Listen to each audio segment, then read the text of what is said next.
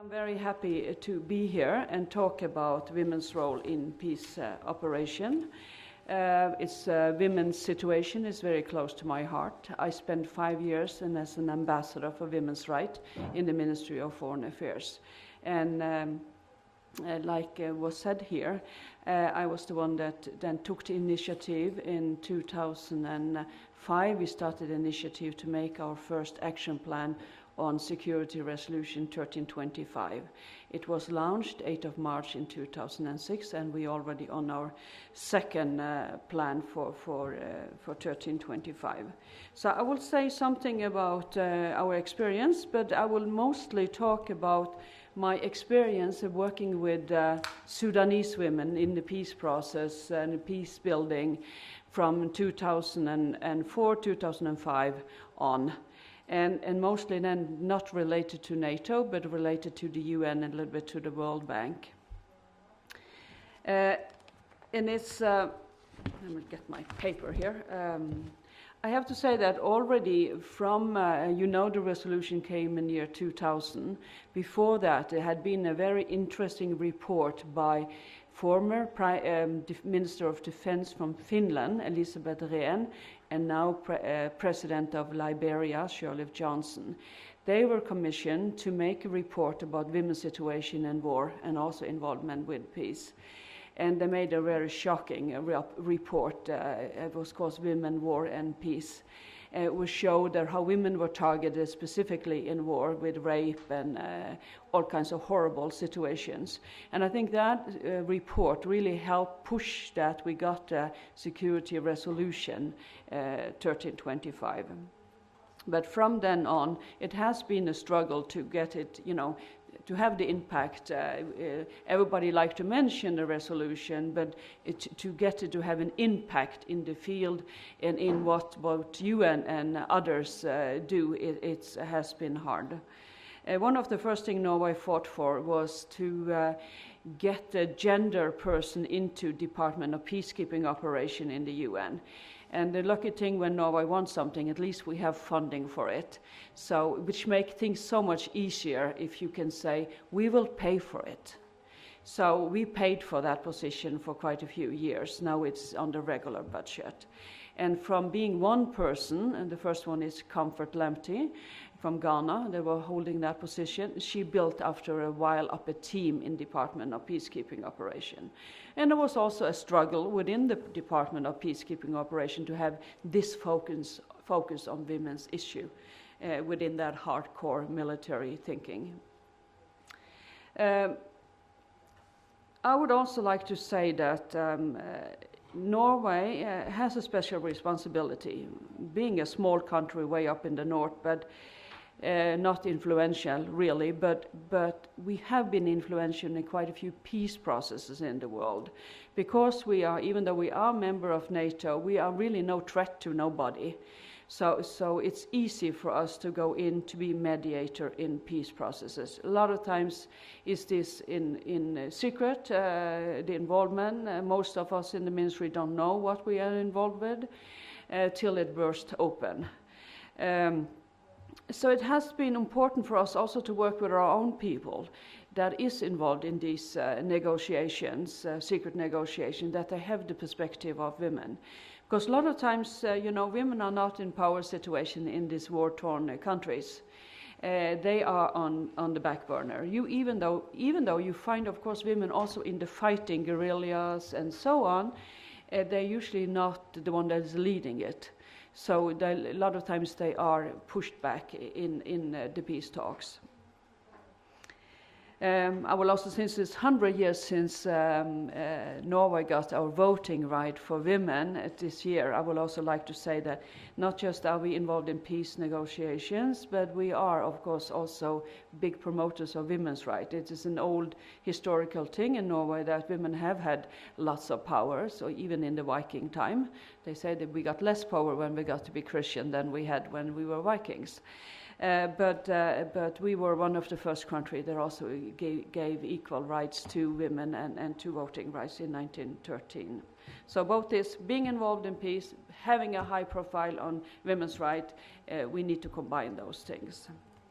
But I would now talk mostly about how we worked with Sudanese women. And I became an ambassador of a women's issue in 2003. I quickly heard our involvement because I worked in the UN department. I quickly then learned about our involvement in Sudan to try to bring about peace between South Sudan and the rest of Sudan. And you know, Sudan is one of Africa's biggest countries.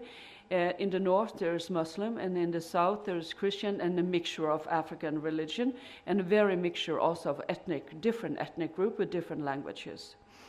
And the Norwegian got involved with Sudan early 19th century by missionary and civil society, helping people. And so it built up a lot of knowledge on Sudan, a lot of contacts, and this was taken then in also into the diplomats and the politician, because this civil society in Norway get a lot of money from our donor aid program, and we give a lot of donor aid. We have 1% of our BNP. So these Red Cross missionaries, they all were able to get money, official money, but then also the official authority got involved in Sudan. So in beginning of the 2000, we were very involved then in negotiating peace.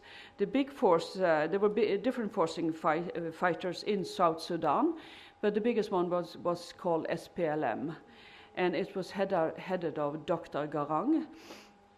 And our Minister of Development at that time, Hilde Frafjord Johnson, who is now the UN Special Envoy to Sudan, she took a special interest in this peace negotiation. So in the meetings in the ministry, I always heard progress on the peace, and I always asked the question, what about the women? And I was ignored in the beginning.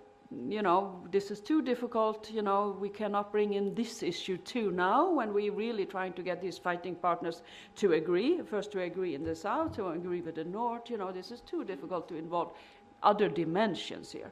But then I start using the tactic of saying, okay, because they were very concerned that they have the ethnic group represented, you know, balance between the ethnic group in South Sudan. But I said, well, but you are not, what you're talking about is 40% of the population in South Sudan, because at that time there were 60% were women, because a lot of people had died during the conflict. So the women were left, and the women were actually running the society. There was the women that was be sure they had produced enough food, they were running villages, so the women had stepped in leadership while the men was out fighting, and many of them then also dying. So I kept saying, what about the rest, the 60%? You are forgetting them. They are not around the peace table, you know. So at the end they said, well, do something. You know, you have the money, do something, but we don't bother us, but try to do something. So what we did is I talked to we had then called UNIFEM, the United Nations for Women's Fund. I talked to them, I talked to the Norwegian Institute for Foreign Affairs. I said, what can we do? And we decided that, first of all, we need knowledge. What can we do for the women in South Sudan? So we did take initiative to bring them to Norway. We had 12 women from South Sudan coming to Norway. And we had planned to do it in 2004. For some reason, difficult passport, whatever, we managed to do it in January. These poor women came to the cold ice, snow Norway in January from South Sudan. And we'll help them with the UN and this Norwegian Institute for Foreign Affairs. We managed to sit down with them and listen to them to say, what do you want? And the thing happened that the same week we were there, the peace agreement was signed. And we were very lucky because Mrs. Garang, you know, we should not underestimate the wives of important people. Rebecca Garang also came to Norway, and she had great influence on her husband, Dr. Garang, who was leading the political movement, fighting movement in South Sudan. So the highest wish at that time for the women was that, because as soon as the peace agreement was signed, it is this thing that starts, you know, then will be what we call JAM process from the World Bank and the UN, which is a joint assessment agreement to what do we need to build up Sudan to be able to implement this peace. And logical, we need money, So there will always be a donor conference, when the same as we had for Afghanistan many times. You know, when we finally managed to get an agreement, establish peace on the ground, we need in, well, of course, with UN forces, we need in, you know, if it's possible, we need in with money to reconstruct the country, and there are donor conferences. And Norway was going to host the first donor conference on Sudan in April. So the women said, we want to be part of that. Our wishes and need has to be reflected in the document to the World Bank and the UN. Our needs need to be represented in the donor conference. Well, the Norwegians start pushing really hard, I have to say, on Sudanese, said you need to include so and so many women in your delegation. We are paying for everything, you know, flying them here and there and staying, whatever. You know, increase your delegation. But there was so much fighting internally to get into this delegation from all these different groups in South Sudan. Women was the last they want to think about. They said, should we bring our wives?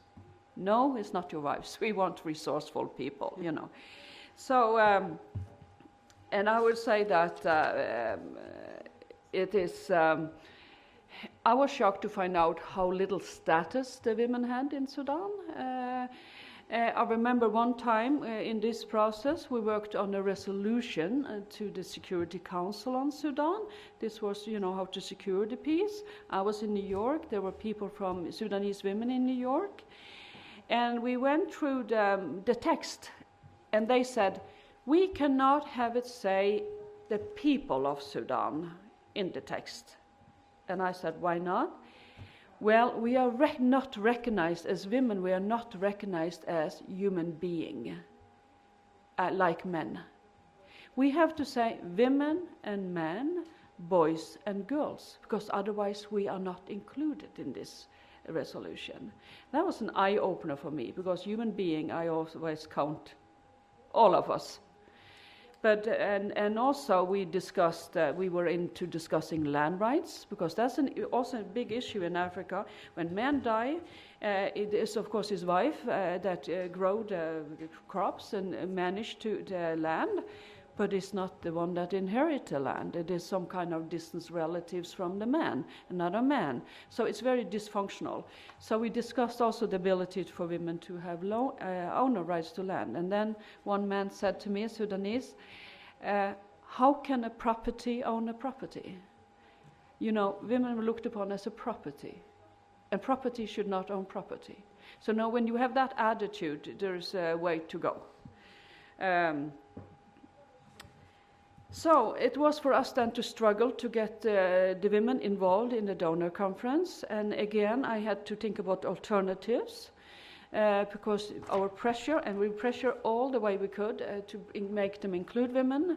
So again, we made our own conference, parallel conference, gender symposium. We invited 50 women from North and South Sudan, and I tell you, it wasn't easy, because many have never had a passport. They were not able to get Schengen visa, so we had to fly them by Turkey, by Istanbul, and give them national visa. And it was a lot of practical difficulties. I checked them into the same hotel as the official delegation, the biggest hotel in Oslo, Plaza, and so they were visible. I told the ministry they were going to host a dinner for the official delegations, and I said, I will also host a dinner. You want me to be on the second floor and you on the third floor, or should we join it? So I pressured what I could, because I said this will look stupid, you know. So we managed then to say, finally they said, okay, we'll, you know, we join, have the joint dinner, right? And this conference was 2 days before the donors conference, so we had time to prepare to get involved with the donor conference. And we had, in the donors conference, we had all kinds of people participating, resourceful women from all over the world, including Mrs. Mbeki from South Africa. We had all UN organizations like UNDP, everybody, UNICEF, everybody came to participate in Department of Peacekeeping Operation. We really got a massive impact on our conference. And we managed also to get the vice president from Sudan, Mr. Tana, and Dr. Garang, who then was in the peace agreement made as a first vice president of Sudan. Both those two that was heading the delegation to the donor conference and our minister, Hille Frafjord Johnson, came and addressed the audience in our conference at the very end. And I can tell you we had press. We had much more press than the donor conference. Because I tell you, in Oslo, 50 women from Sudan is very visible. And then from North, they were in this Arab's outfit. And so you could, and this was held in April. In town, in Oslo, it was everywhere. So we got middle page in the newspaper, we got front page, we got television, we got a lot of attention to our conference, which was extremely good. But, you know, in the beginning I thought this is going to be very difficult to get these women that are Muslims from the north, that haven't felt the war on their body like the women from the south, representing different ethnic groups, etc., etc. How can they agree on something? And that was to my amazing how they could. But I had a very good moderator, Nirazai Gumbanzana from Zimbabwe, and she's worked with the UNIFEM. And she is now head of the World Federation for Girl Scouts, so sitting in Geneva. She's a very talented woman. We picked out, the North and the South got to pick out a small group that's going to participate in their negotiation to bring in a statement into the donor conference. And I was amazed how quickly they could agree what they wanted of the new Sudan. Because there it was not about dividing powers, it was about livelihood for families, for children, for, you know, education, health, jobs, you know, the possibility for a better Sudan. It was not about how to divide power between me and you and I will decide this. And it was not about the oil, you know, because oil is a big factor in Sudan. And too bad the oil is lying sort of in the middle and most maybe in the south, which is making the picture complicated. So they quickly agreed. And also when we managed to get into this reception before the official donor conference, a very smart woman from African Union, she told us, you know what we'll do in that reception? We will work. Each woman, 50 women from Sudan, would at least talk to 3 men from their country, you know, or the UN. Use that reception to push the women's issue into the heads of these men. And so we did. So we worked very hard. And because of the pressure, because the attention of the media, the delegation had to give in. At the end, they had to take in women because they saw they didn't have a choice. So the next day when we opened the conference, they had women participation from our donor symposium. They took in the women into their own delegation, which was very good for us. And also I have to say, it takes time in this world. UNIFEM, the UN Women's Fund at that time, did not have the status as UNDP, UNICEF and other UN entities. So they were not able really to speak around the board. But then the Norwegian, luckily, I pressured them to say, you need to make room for UNIFEM, the only one that speak for 60% of South Sudan. You know, you cannot have just UNICEF talking about the children. You don't have anybody talking for the grown women. This is not possible in Norway. So Norway took a decision, we'll just make the room wider and put on UNIFEM. So for first time in the donor conference, we had somebody talking for women's voice and women's right. And so that also made an impression. And then we had the 2 women, one from North, one from South, reading the statement to the donor conference together. And we did strategically let the one from North give the message in her white outfit, from Arab outfit. She gave the message. The other one handed her the paper, and she read it. And so we managed to have a good success in that, but it was hard work, and the war is not won, because we see other donor conference, we just have to do the same fight all over again. But it was sort of a breakthrough in the UN, and also working with the World Bank, that they cannot do this assessment, build up these trust funds without having also a focus on the women, which is a lot of times the majority of the people. So this is what I want to share with you, and I also want to say then that things have moved on, luckily for us. We have pressured UN to merge all the women entity into what is now called UN Women, and UN Women have now the status as UNDP, UNICEF and the others. So now you cannot avoid having somebody speaking for women's rights around the UN table. So it's, but like I said, this war goes on. Thank you.